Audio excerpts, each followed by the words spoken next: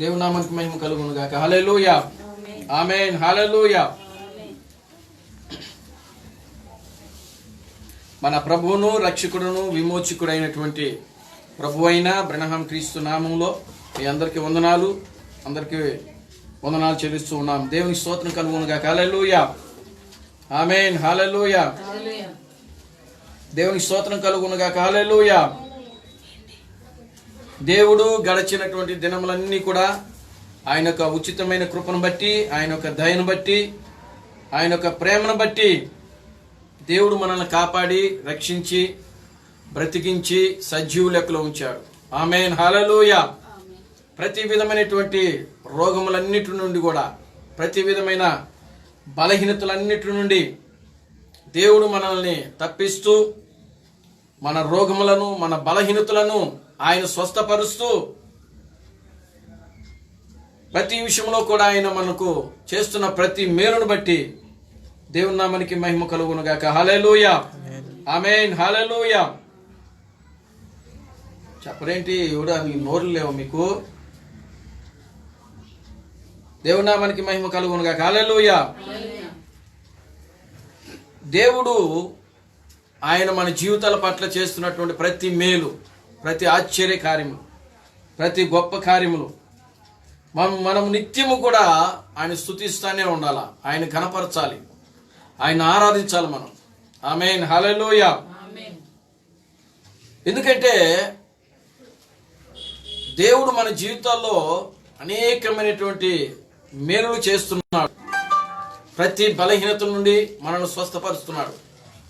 ప్రతి రోగము నుంచి, ప్రతి ఆర్థిక సమస్యల నుండి, ప్రతి విషయంలో కూడా దేవుడు మనకు చేస్తున్న ప్రతి మేలును బట్టి మనం ఎంతగానో ఆయన్ను స్తుతించాలి, ఆయన ఘనపరచాలి, ఆయన్ను ఆరాధించాలి. దేవుని నామానికి మహిమ కలుగును గాక. హల్లెలూయా. ప్రియమైన దేవుని బిడ్డలారా, ఈ మధ్యాహ్న సమయంలో మనం చదవబడిన వాక్యాన్ని మనం చదువుదాం. పరిశుద్ధ గ్రంథములో నుండి యెషయా గ్రంథము 7వ అధ్యాయము, యెషయా గ్రంథము 7వ అధ్యాయము 14, 12, 13, 14 వచ్చినాలు మనం చదువుదాం. నేను అడగను, యెహోవాను శోధింపనని చెప్పగా అతడు ఇలాగు చెప్పెను, దావీదు వంశస్థులారా వినుడి, మనుషులను విసర్జించుట చాలదనుకొని నా దేవుణ్ణి కూడా విసిగించుతురా. కాబట్టి ప్రభువు తానే ఒక సూచన మీకు చూపును, ఆలకించుడి. కన్యక గర్భవతి కుమారుని కని అతనికి ఇమ్మానుయేలు పేరు పెట్టును. చాలండి. దేవునికి స్తోత్రం కలుగును గాక. హల్లెలూయా, ఆమేన్, హల్లెలూయా. ఇది ప్రియులారా గమనించండి. ఈ యొక్క ప్రవచనము యేసుక్రీస్తు పుట్టక ముందు యెషయా ప్రవక్త ద్వారా ప్రవచించబడినటువంటి ప్రవచనం ఇది. యేసుక్రీస్తు యొక్క పుట్టుకను గురించి ఆయన ప్రవచించినటువంటి ప్రవచనం ఇది. యెషయా ప్రవచించిన ప్రవచనం ఇది. ఎందుకనంటే దేవుడు ఏదైనా భూమి మీద ఒక కార్యము చేసేటప్పుడు ఆయన సూచన లేందే, ప్రవచనము లేందే ఏ కార్యము కూడా ఆయన చేయడని వాక్యములో రాయబడి ఉన్నది. దేవునికి స్తోత్రం కలుగును గాక. హల్లెలూయా. దేవుడు ఏ పని చేసినా సరే, భూమి మీద దేవుడు ఒక పని చేయాలి అన్నప్పుడు ఆ పని ప్రారంభించేటప్పుడు ఖచ్చితంగా దేవుడు ఒక ప్రవక్తకు తెలియజేయాలి. ఆయన దేవునికి స్తోత్రం చెప్పండి. హల్లెలూయా.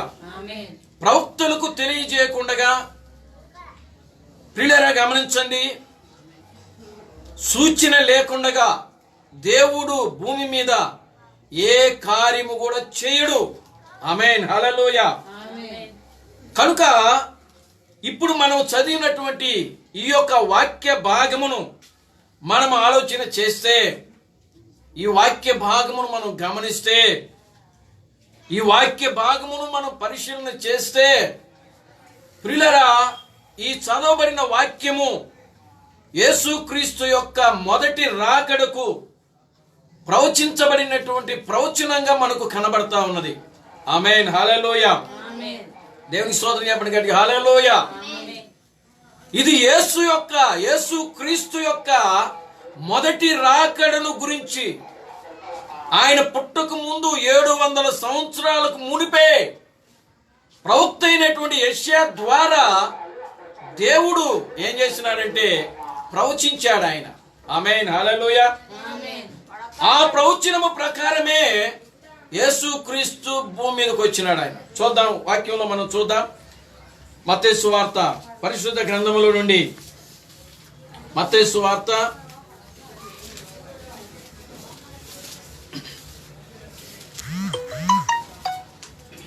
1వ అధ్యాయము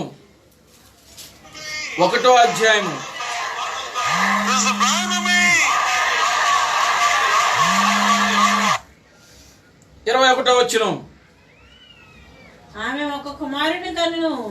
ఒక కుమారుని కనును ఆమె ప్రజలను తన ప్రజలను వారి పాపముల నుండి ఆయనే రక్షించును గనుక ఆయనకు యేసు అనే పేరు పెట్టుదును. ఇదిగో కన్యక గర్భవతి అయి కుమారుని కనును ఆయనకు ఇమ్మానుయేలు అనే పేరు పెట్టుదురు అని ప్రభువు తన ప్రవక్త ద్వారా పలికిన మాట నెరవేరునట్లు ఇదంతయు జరిగెను. దేవునికి స్తోత్రం చెప్పండి, హల్లెలూయా. ఆమేన్, హల్లెలూయా. ప్రియులారా గమనించండి, ఇదిగో కన్యక గర్భవతి అయి కుమారుని కనును ఆయనకు ఇమ్మానుయేలు అను పేరు పెట్టుదురు అని తన ప్రవక్త ద్వారా పలికిన మాట నెరవేరునట్లు ఇదంతయు జరిగెను. దేవుని స్తోత్రం కలుగునుగా, హల్లెలూయా. అంటే చూడండి, యేసుక్రీస్తును గురించి ముందుగానే ప్రవచించినటువంటి ప్రవక్త ఆయన ఎవరునంటే ప్రియులారా యెషయా. ఆమేన్, హల్లెలూయా. కనుక అక్కడ ఏమంటున్నాడంటే ప్రవక్త ద్వారా పలికిన మాట నెరవేరునట్లు ఇదంతయు జరిగేను అని వాక్యంలో రాయబడింది. ఆమేన్, హల్లెలూయా.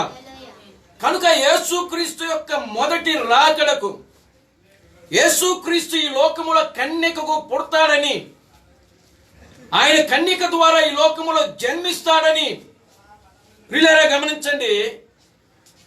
ఆయన ఈ లోకములోకి ఒక కన్య మరియ గర్భం ద్వారా వస్తానని చెప్పి దేవుడు ముందుగానే వాగ్దానం చేశాడు.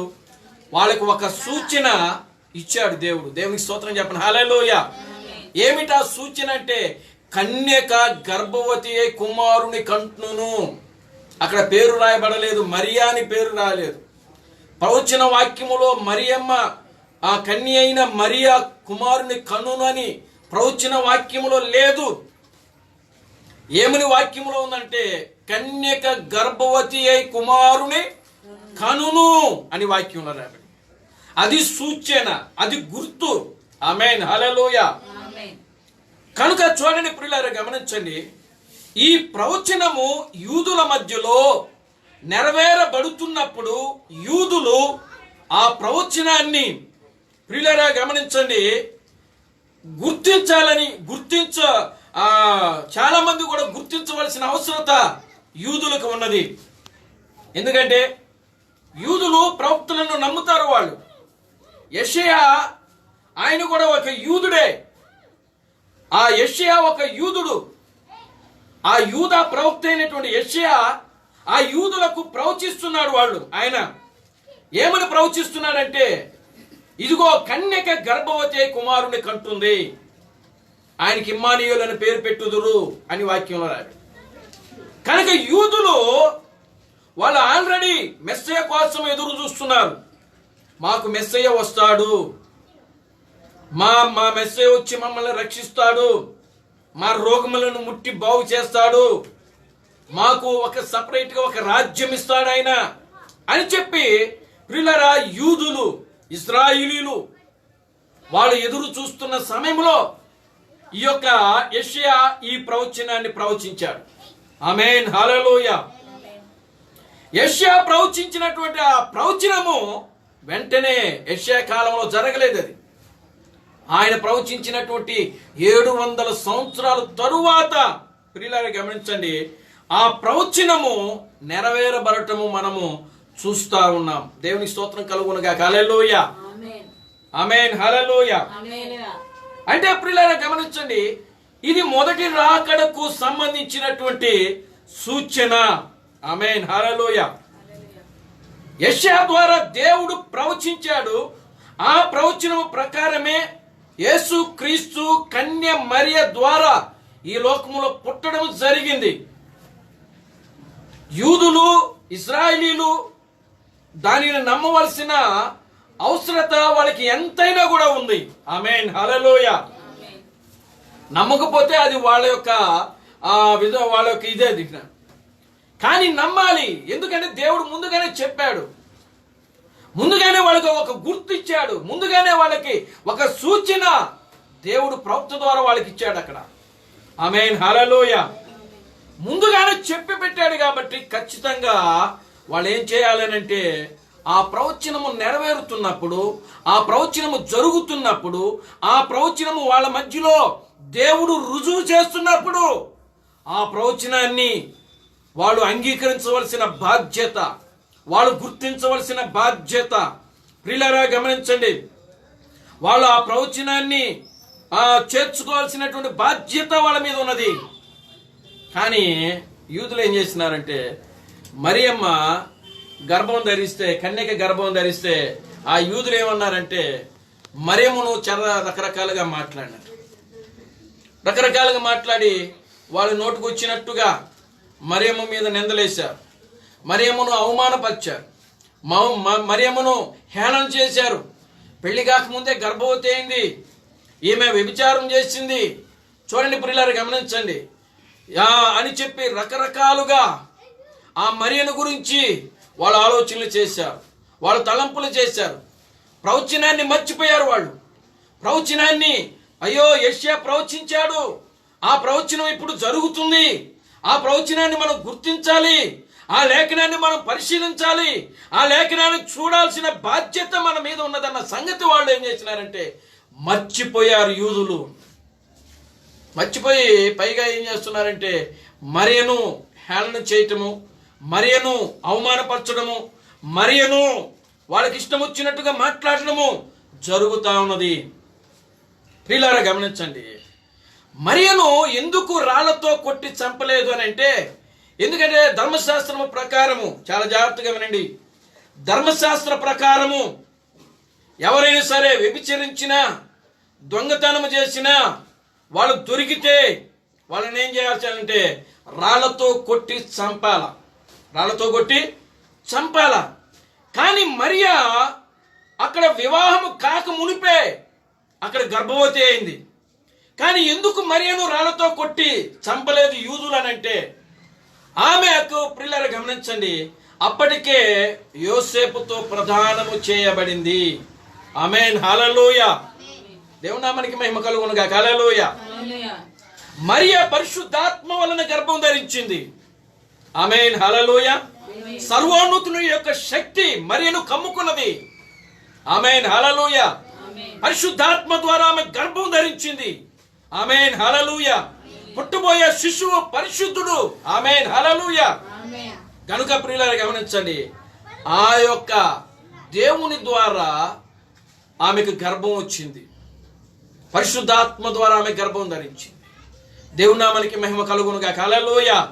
కనుక ఆ నింద, ఆ అవమానము అవన్నీ కూడా ఎవరి మీదకి వచ్చినాయంటే యోసేపు మీదకి వచ్చినాయి. కేవలం అక్కడ ప్రదానం చేయబడ్డాది.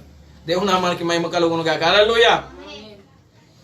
కనుక వాళ్ళు ఏమనుకుంటున్నారంటే ప్రదానము చేయబడిందే గాని ఇంకా వివాహము జరగలేదు.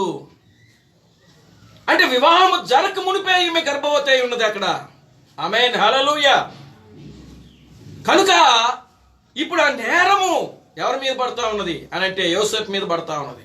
అందుకనే యూదులు ఆమెను రాళ్లతో కొట్టి చంపడానికి సాహసం చేయలేకపోయారు. దేవునికి స్తోత్రం చెప్పండి, హల్లెలూయా. లేకపోతే నిశ్చయముగా మరియను వాళ్ళు ఏం చేయాలంటే రాళ్లతో కొట్టి చంపాలా. దేవునికి స్తోత్రం కలుగునుగా, హల్లెలూయా. ఎందుకు అనంటే ఆ యొక్క ఆ నేరం ఎవరి మీదకి వెళ్ళిందంటే యోసేపు మీదకి వెళ్ళింది. దేవునికి స్తోత్రం చెప్పండి, హల్లెలూయా. కనుక ప్రియమైన దేవుని బిడ్డలారా, ఈ యొక్క ప్రవచనము నిజంగా ఇది మొదటి రాకడకు సంబంధించినటువంటి ప్రవచనం. అయితే ప్రియులారా గమనించండి, మనము ఇప్పుడు రెండవ రాకడకు సంబంధించినటువంటి కొన్ని విషయాలను మనం చూద్దాం. మనం ఉన్నటువంటి సమయము మొదటి రాకడ సమయంలో లేము. దేవునికి స్తోత్రం కలుగునుగా, హల్లెలూయా. యేసుక్రీస్తు 2000 సంవత్సరాల క్రితము పుట్టాడు. ఆయన 2020 సంవత్సరాలు పూర్తిగా జరిగిపోయింది. ఇప్పుడు మనము 2021లోకి అడుగు పెట్టబోతున్నాం. ఆమేన్, హల్లెలూయా. ఇంకా మనము మొదటి రాకడ యొక్క దినాల్లో లేము.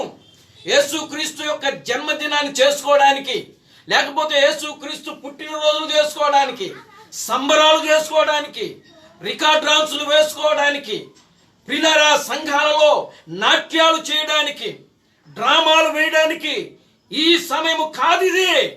ఆమేన్, హల్లెలూయా. ఈ సమయము ఏ సమయం అంటే రెండవ రాకడలో యేసుక్రీస్తు వచ్చే సమయములో మనము జీవించుచున్నాము. ఆమేన్, హల్లెలూయా. దేవుని నామానికి మహిమ కలుగునుగా, హల్లెలూయా. రెండవ రాకడ సమయంలో మనం జీవిస్తున్నాం.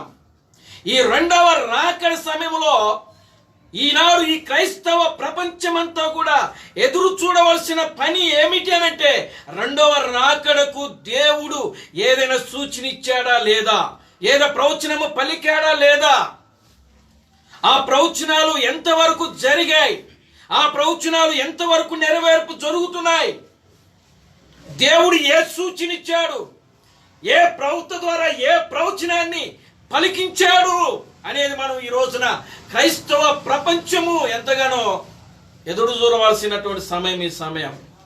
దేవునికి స్తోత్రం కలుగునుగా, హల్లెలూయా. బయట ప్రపంచం అంతా కూడా భయంకరమైనటువంటి పరిస్థితుల్లో ఉన్నది. ఎక్కడ చూసినా భయంకరమైనటువంటి కరువు, తెగులు.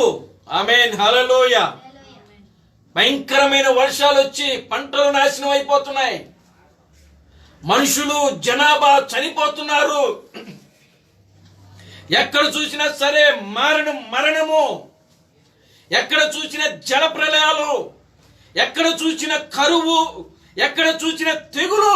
కారణం ఏంటంటే ఇవి రెండవ రాకడ సమయంలో మనము జీవించుచున్నాం.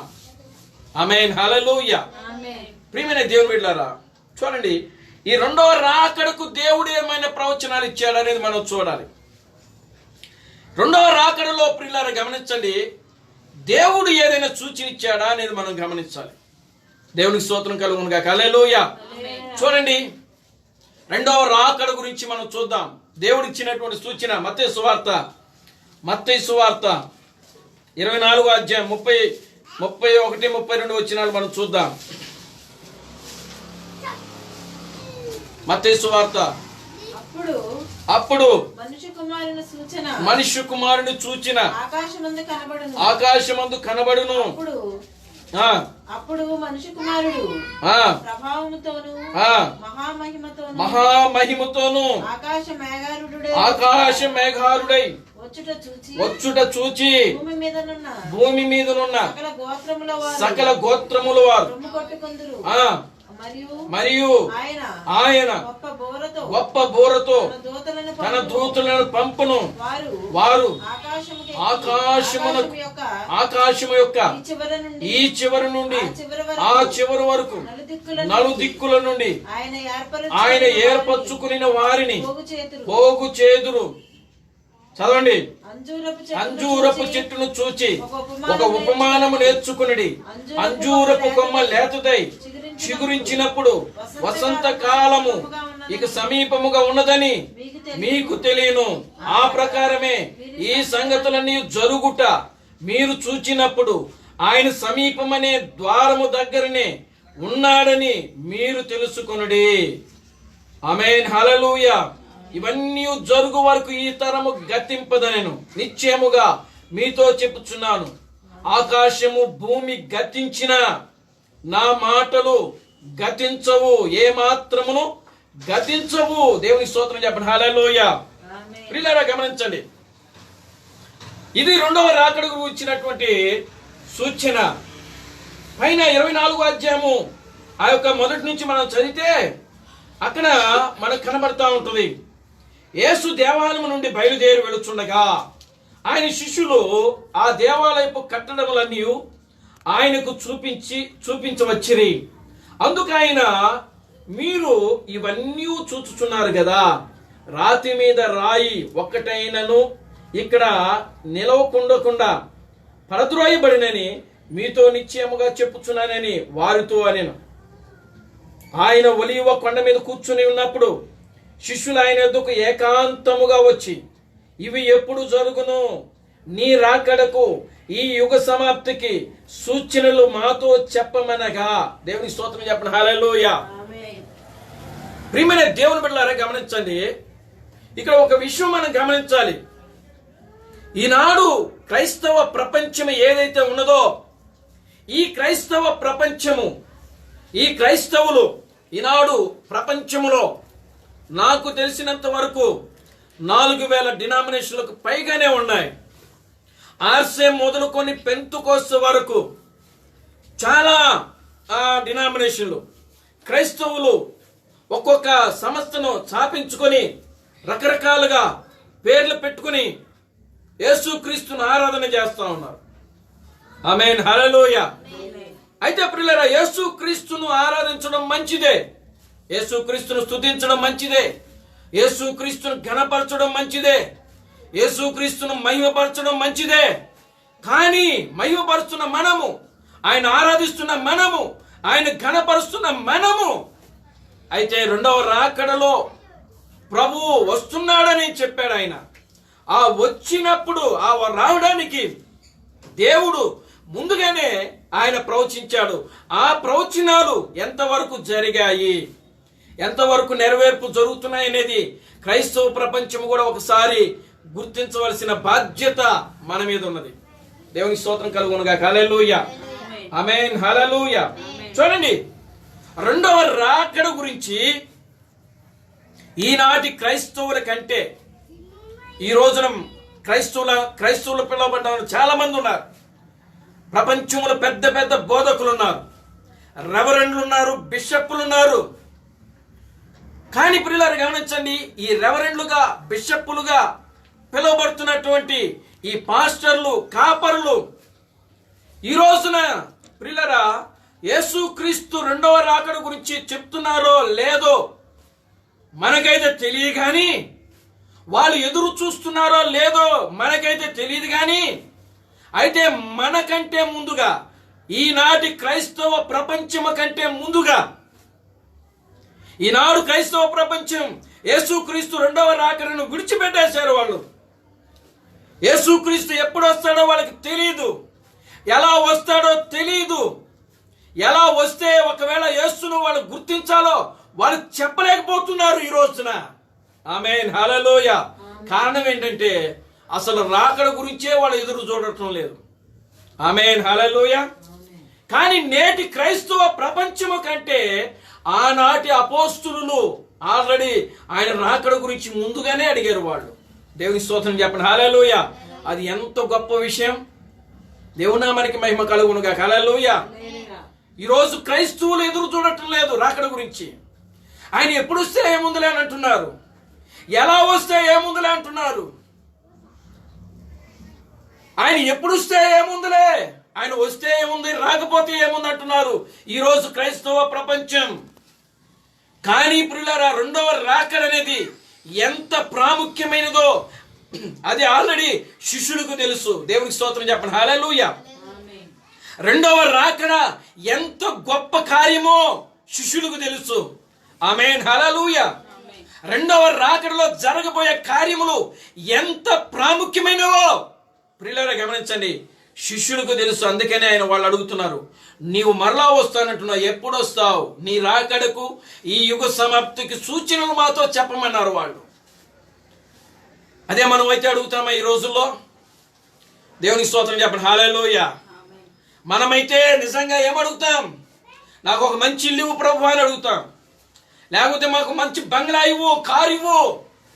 ఈరోజు పెద్ద పెద్ద రెవరెండ్లు, బిషప్పులు వాళ్ళు కారు ఇస్తే దేవునికి స్తోత్రం చెప్తున్నారు, లేకపోతే ఒక ఇల్లు కొంటే దేవునికి స్తోత్రం చెప్తున్నారు. దేవునికి స్తోత్రం కలుగును గాక. హల్లెలూయా. వాళ్ళ మనస్సు, వాళ్ళ ఆలోచనలు, వాళ్ళ తలంపులు, వాళ్ళ హృదయము కేవలము ప్రియులారా గమనించండి, ఇకలోక సంబంధమైనటువంటి వాటి మీదే ఉంది, కానీ దేవుని యొక్క వాక్యం మీద ఈరోజు క్రైస్తవ ప్రపంచము లేదు. దేవుని స్తోత్రం కలుగును గాక. హల్లెలూయా. ఎందుకంటే ప్రియులారా గమనించండి, వాళ్ళు వాక్యాన్ని విడిచిపెట్టారు.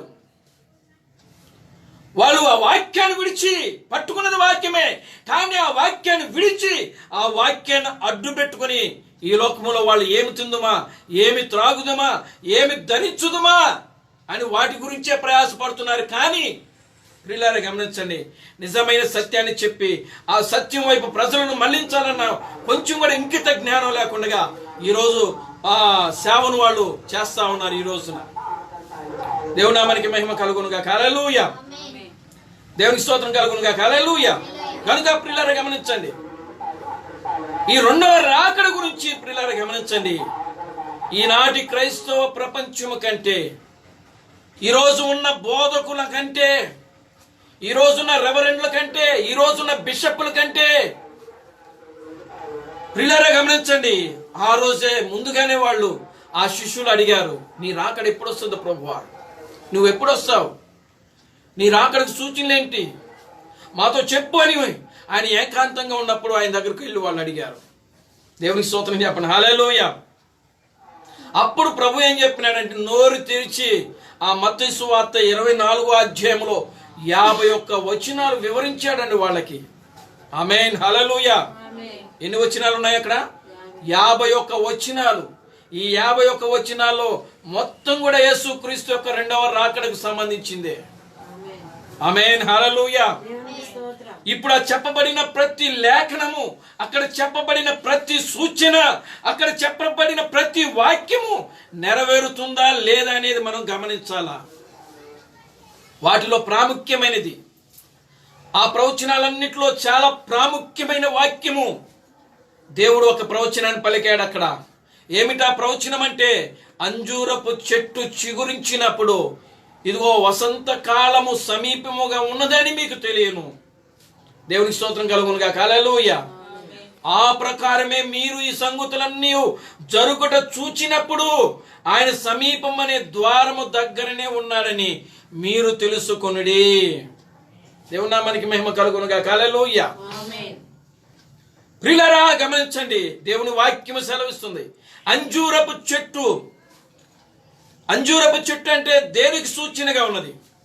ఈ లోకములో ప్రియులారా అనేకమైనటువంటి చెట్లు ఉన్నాయి. బైబిల్ ప్రకారము మనకు న్యాయాధిపతుల గ్రంథము 9వ అధ్యాయంలో మనం చూస్తే అక్కడ 4 చెట్లు ఉన్నాయి. అక్కడ 4 చెట్లు ఉన్నాయి. 4 చెట్లు గురించి చెప్పబడింది అక్కడ.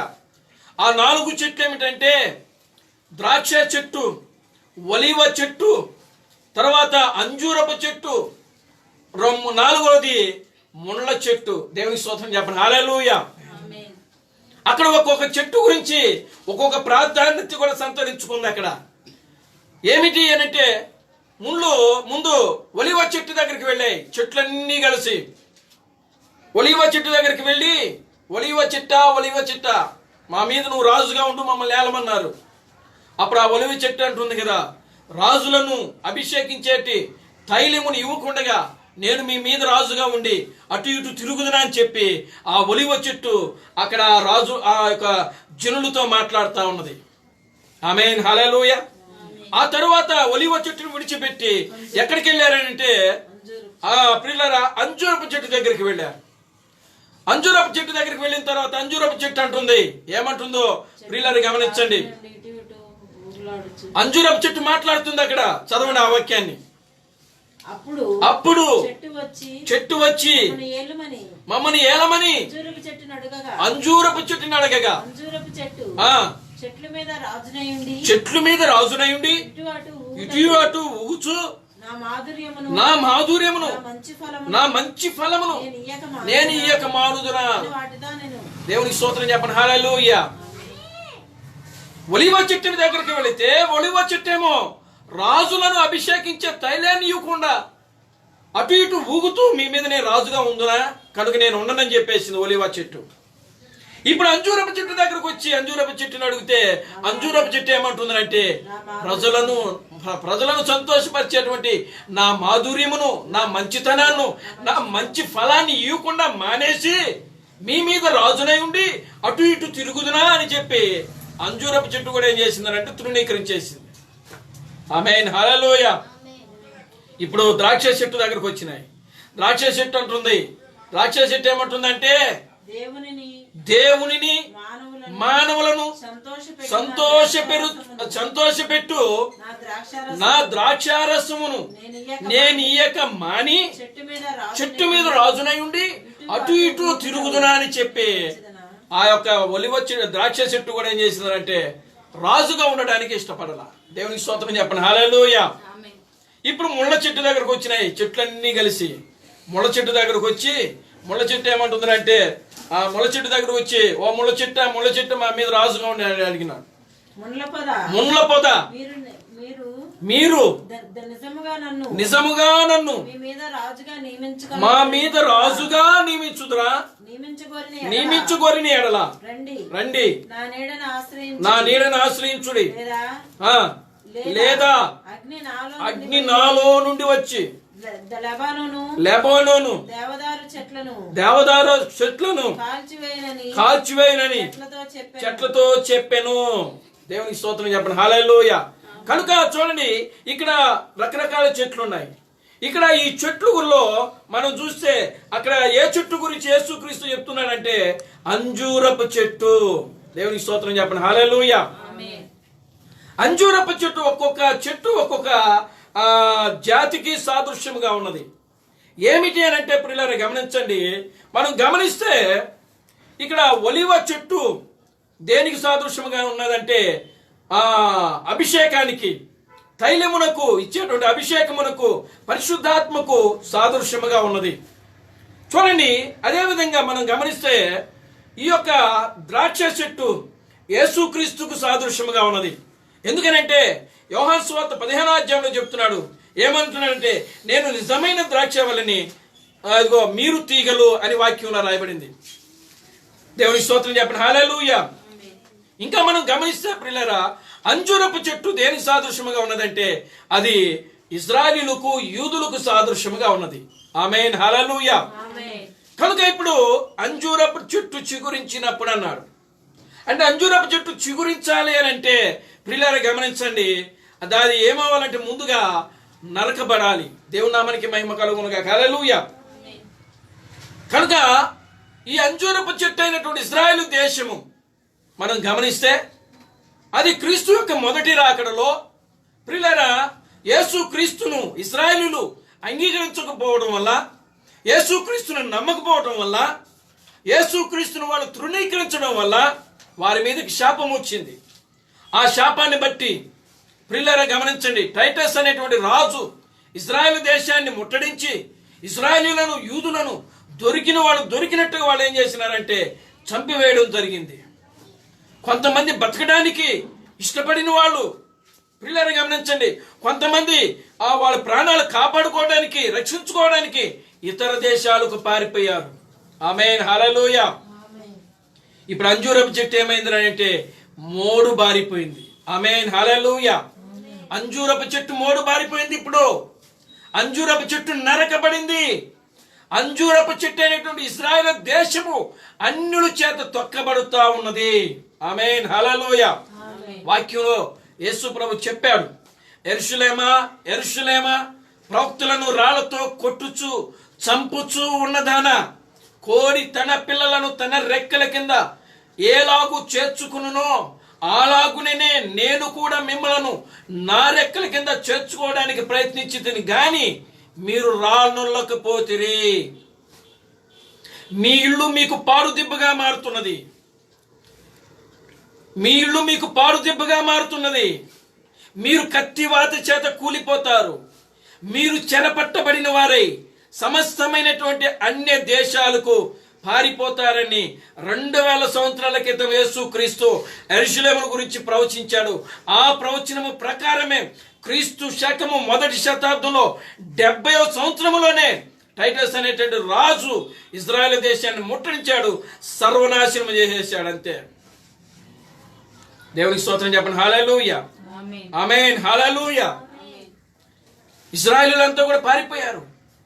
ఇజ్రాయెల్ దేశంలో ఇప్పుడు యూదులు అనేవాడు లేడు. ఇజ్రాయెల్ దేశంలో ఆ ఇజ్రాయేలీలు అనేవాళ్ళు అసలు లేరు. అది చిగురించినప్పుడు అని దేవుడు వాగ్దానం చేసినాడు. ఆమేన్, హల్లెలూయా. అంటే చిగురించడం అంటే చెల్లా చెదరైన ఇజ్రాయేలీలందరూ కూడా మళ్ళీ తిరిగి వాళ్ళ దేశముకు రావాలి. ఆమేన్, హల్లెలూయా. అందుకనే చెల్లా చెదరైన ఇజ్రాయేలీలు ఇప్పుడు వాళ్ళ దేశంలో ఉన్నారా లేదని చూస్తే 1940